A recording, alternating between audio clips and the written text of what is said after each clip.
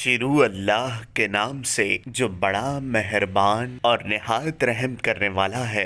بلی کا رونا راستہ کاٹنا خطرناک کیوں ہے؟ ہوش اڑا دینے والی حقیقتیں مزید جانیے اس ویڈیو میں۔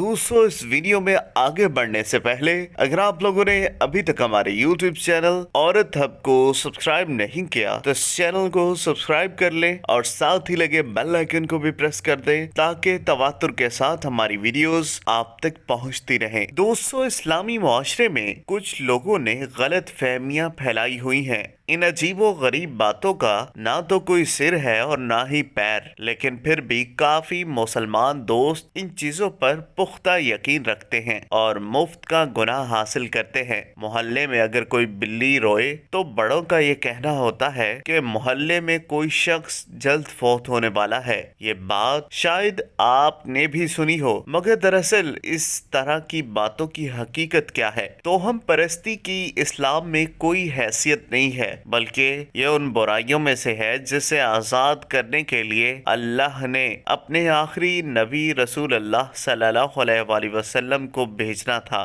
پرانے زمانے میں لوگ اس طرح کے خیالات کو سینے لگائے ہوئے تھے کہ اگر پرندہ دائیں طرف جائے تو یہ اچھا شگن ہے اور اگر بائیں طرف جائے تو یہ برا شگن ہے۔ اگر شیشہ ٹوٹ جائے تو ہمارے لیے اچھا نہیں، کالی بلی راستہ کاٹ جائے تو یہ بھی برا شگن ہے۔ اگر خرگوش راستے سے گزرے تو یہ خوش بختی کی علامت ہے، نمک بکھر جائے تو یہ بھی خطرناک ہے۔ بلی کا رونا برا ہے، کسی کو پیچھے سے آواز دینے کو بھی برا خیال کیا جاتا تھا۔ دو بیٹیوں کی اکٹھی شادی کرنے سے یہ سمجھا جاتا تھا کہ ان میں سے ایک خوش نہیں رہے گی۔ اس تمام عمل میں انسان اپنے اشرف المخلوقات ہونے کی تذلیل کرتا ہے، کیونکہ جب ہم یہ سوچتے ہیں کہ ایک معمولی خرگوش ہمیں فائدہ پہنچا سکتا ہے یا ایک بے جان سیڑھی لکڑی یا نمک وغیرہ ہمیں نقصان پہنچا سکتے ہیں تو گویا ہم اپنے آپ کو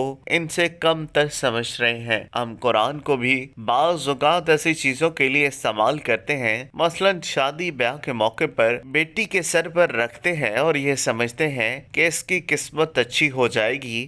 یہ وہ سب چیزیں ہیں جن سے آزاد کروانے کے لیے نبی کریم صلی اللہ علیہ وآلہ وسلم آئے تھے، اور ہم بدقسمتی سے اور لا علمی کی وجہ سے دوبارہ انہی چیزوں کی طرف لوٹ رہے ہیں۔ ہم اپنے آپ کو غلام سمجھتے ہیں، اسی لیے رسول اکرم صلی اللہ علیہ وآلہ وسلم نے فرمایا کوئی بدفعلی نہیں، اس سے اچھی بات نیک شگن ہے۔ صحابہ نے کہا کہ اللہ کے رسول، یہ نیک شگن کیا ہے؟ نبی کریم صلی اللہ علیہ وآلہ وسلم نے فرمایا صالح کلمہ جس کو تم میں سے کوئی ایک سنتا ہے۔ دوستو، اگر آپ کو یہ ویڈیو پسند آئی ہو تو اس ویڈیو کو لائک کریں، کمنٹ کریں اور ہاں، جاتے جاتے ہمارے یوٹیوب چینل عورت ہب کو سبسکرائب کرنا مت بھولیے گا۔